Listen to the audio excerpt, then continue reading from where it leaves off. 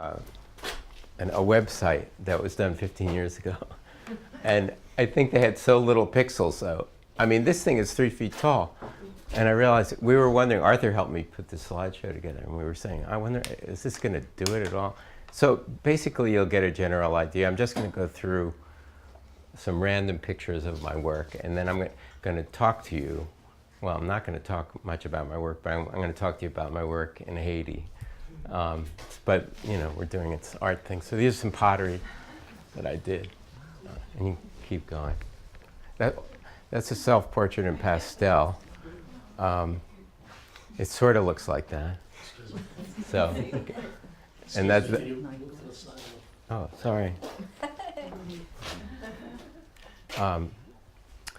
That's a printmaking in pastel on large sheet of paper. I did this series.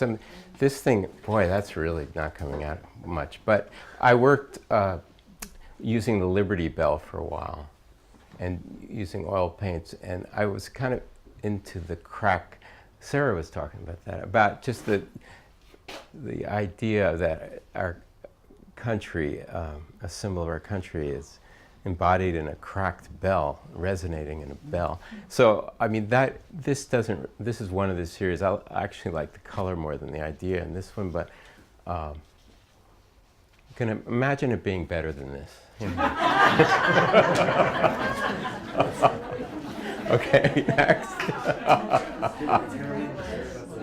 So this is one from about 18 years ago. It's a painting. I went through a lot of different kind of style phases. And next. And they're all a little blurry, but that's another one. Okay. So then I did this series based on the mezuzah scroll, and I blew them up into 6-foot paintings, and then I would work with whiteout, silver, gold foil, and underpainting. And this painting is at the Temple Addis, Israel. I donated it to them. I had my gutter guy make the frames, and he did a great job. It was unbelievable. I wanted it to look like a Torah scroll, and he did beautiful. So anyway, I got involved with these letters, and I was, you know, historic, ancient letters, and then I work with them. You can't really see the details here, but they had a life of their own. So then I started making some sculpture based on Hebrew letters. You can keep going. So you can keep going. They're about 10 to 12 feet tall. Stainless. It's another. Okay. It's another side of it. They're at my house. There's a couple of them together. And that one moves around. And then recently I've been playing with pastels. I wanted to do something really different and joyous and rhythmic and maybe musical. So then I did this series last year. I'm going to show a few of them. Okay. Oh, okay, so now, in my favorite topic is in 2010, I was flying down to Florida in that plane, and the Haitian earthquake occurred, and I had to stop every 2.5 hours to get fuel.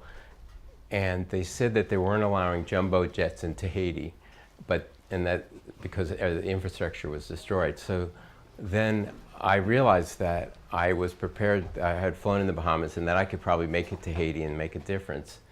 So I stopped every 3.5 hours. I went down to Florida. The customs said they'd let me back in the country because the advisories were that nobody should go. And I ended up going to Haiti to see if I could help out. And my aunt said to me, you know, you've always wanted to do something humanitarian with your plane, so she thought it was a good idea. And then my brother said to me, what, are you out of your mind? So anyway, I did it, and I had to fill the plane up with a lot of fuel because there was no fuels, no advisories. I wasn't sure if I could land, and then I thought I could land in a farm, but I made it to Jacmel. So then I went to Haiti, and there was 250,000 people died in 10 minutes, and then there was, in the first few weeks, 7,000 to 8,000 amputations.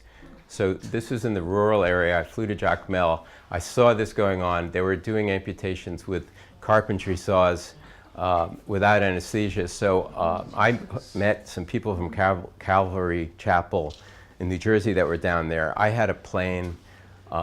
There wasn't much in the first week to get around. People had money, so I flew into Dominican Republic and Port-au-Prince and in Puerto Rico, and got morphine, surgical saws, and stuff for doctors in the rural areas. So you can keep going. See, the picture. So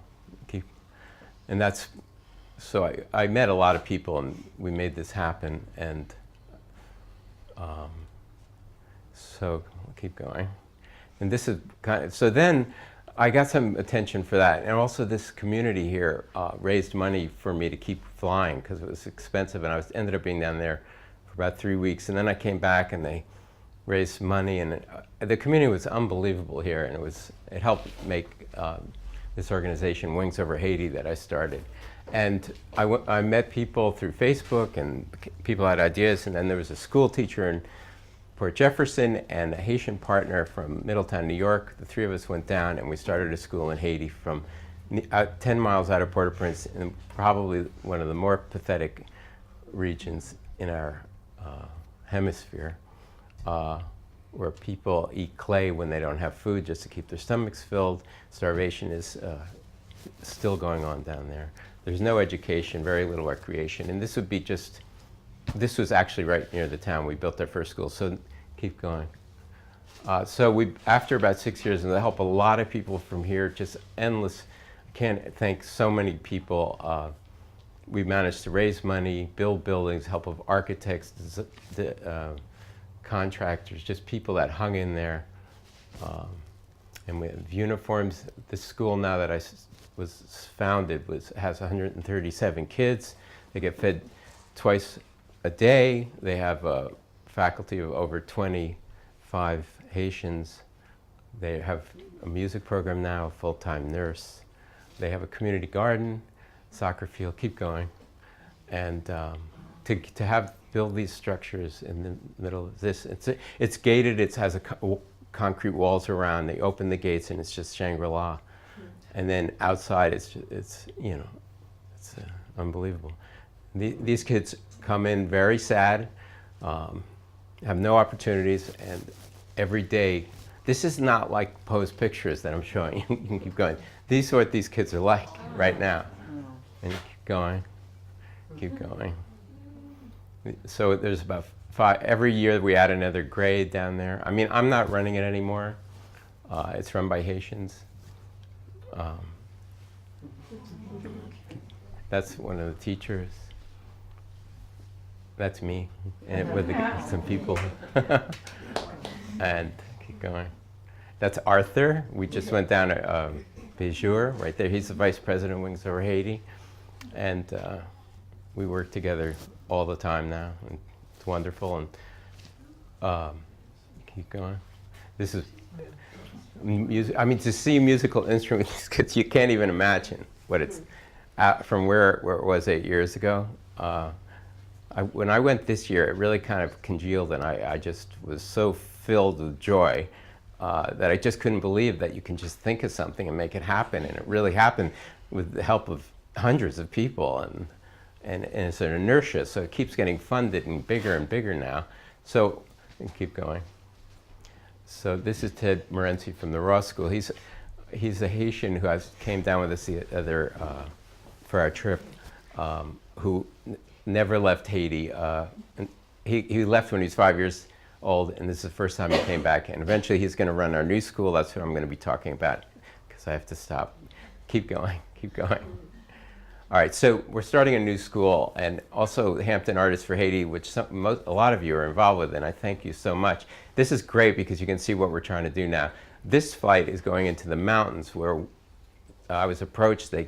Magali Theodora gave us 7 acres of land that's deeded for a school, so we're 2 years ahead of ourselves. And we're building a school, and you'll see, keep going. This is what it looks like now.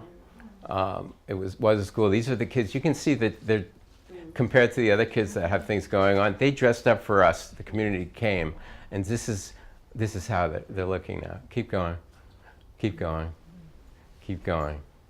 This is how they live in Rankeet. And so the new school that we're trying to do, keep going, it's on this 7 acres, and it's going to be hopefully up for 400 kids. We're going to do the same model that we did before, working with the Haitian community, and it'll be run by Haitians.